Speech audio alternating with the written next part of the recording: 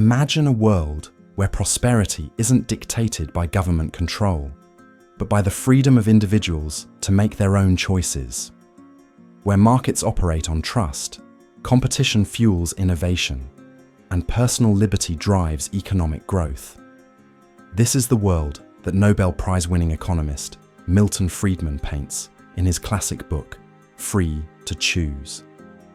Friedman's ideas have shaped modern economics, inspiring leaders, entrepreneurs, and thinkers across the globe. If you've ever wondered why some nations thrive while others falter, or if you're looking for timeless principles that can help you understand economics and freedom on a deeper level, this summary is for you. Uncovering the key lessons that will empower you with knowledge about free markets, government policies, and individual liberty. Let's begin our journey into Free to Choose. Section 1. The Power of the Market and the Tyranny of Controls. Milton Friedman opens the book with a fundamental truth. Free markets are the backbone of economic prosperity. In Chapter 1, The Power of the Market, he explains how voluntary exchange creates wealth and why government interference often disrupts this process. Through the lens of everyday transactions, Friedman highlights how the invisible hand of the market aligns self-interest with social benefit. He provides a powerful example, the simple pencil. No single person knows how to make it from start to finish. The wood, the graphite, the eraser, all come from different places, produced by individuals who have never met but work in harmony through the free market. It's a testament to the magic of voluntary cooperation without central planning. But what happens when government control expands? Chapter 2, The Tyranny of Controls, warns against the dangers of excessive regulation. Friedman argues that well-intentioned policies often lead to unintended consequences. Take rent control, designed to help tenants, it actually reduces the incentive to build housing, leading to shortages and higher rents in the long run. Minimum wage laws? They sound beneficial, but they often reduce employment opportunities for low-skilled workers. His message is clear. When the government tries to control the market, inefficiencies arise, limiting prosperity. Section 2. The Anatomy of Crisis and the Role of Government in a Free Society. In Chapter 3, The Anatomy of Crisis, Friedman takes us back to the Great Depression. Conventional wisdom blames capitalism, but Friedman reveals a different culprit: government mismanagement. Specifically, the Federal Reserve's failure to prevent bank collapses turned a stock market downturn into a full-blown economic disaster.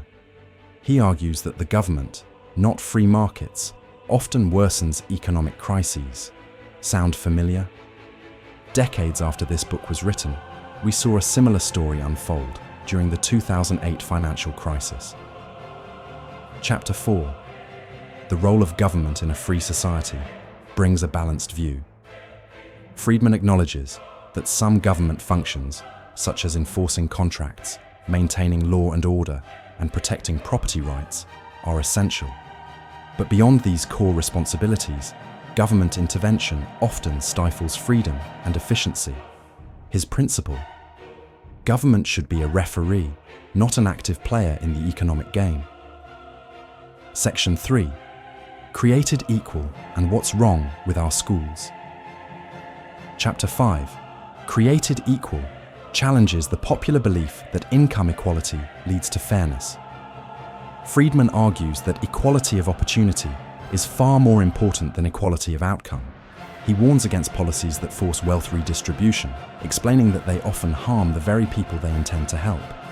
He poses a crucial question: is it fair to take from one person who has worked hard to give to another who hasn't? He urges us to consider the role of personal responsibility in economic success. Chapter 6. What's Wrong with Our Schools exposes the failure of the American education system. Public schools, he argues, are monopolies with little incentive to improve. His solution? School choice, letting parents decide where to send their children, using vouchers to promote competition and quality education. Section 4.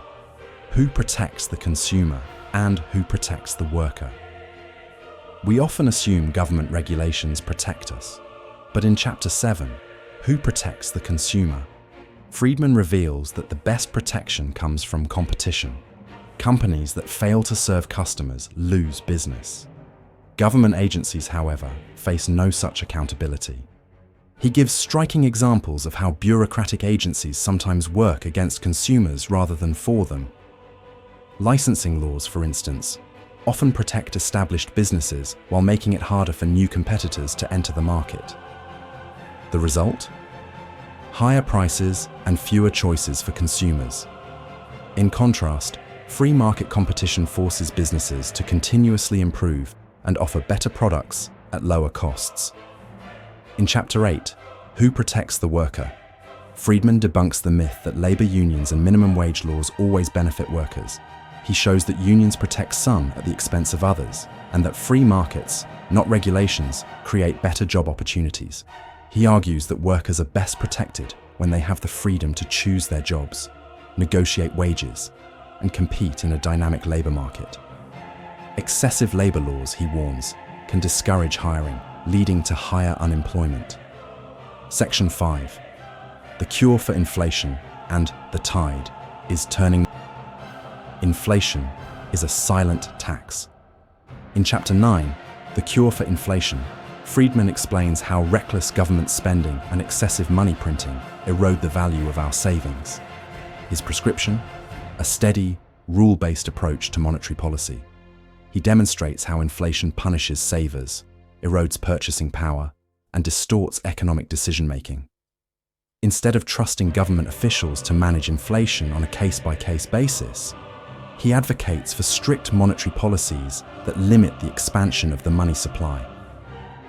He points to examples of countries that have successfully controlled inflation through disciplined fiscal and monetary strategies. Finally, in Chapter 10, The Tide is Turning, Friedman offers hope. He argues that despite the growing role of government, people will always push for more freedom. History has shown that periods of excessive government control are often followed by waves of deregulation and economic revival. He encourages individuals to stay informed, advocate for policies that protect free markets, and resist government overreach. He leaves us with a final thought. Economic liberty is essential to personal and political freedom. When we defend the free market, we defend democracy itself. Conclusion. Free to Choose is more than just an economics book. It's a call to action. It challenges us to think critically about the role of government and the power of free markets. So what can you do? Educate yourself. Question policies that limit economic freedom. Support ideas that empower individuals over bureaucracies. If you found this summary valuable, don't forget to subscribe to our channel for more audiobook summaries that can change the way you think. Share this with a friend who needs to hear it. And remember, you are free to choose.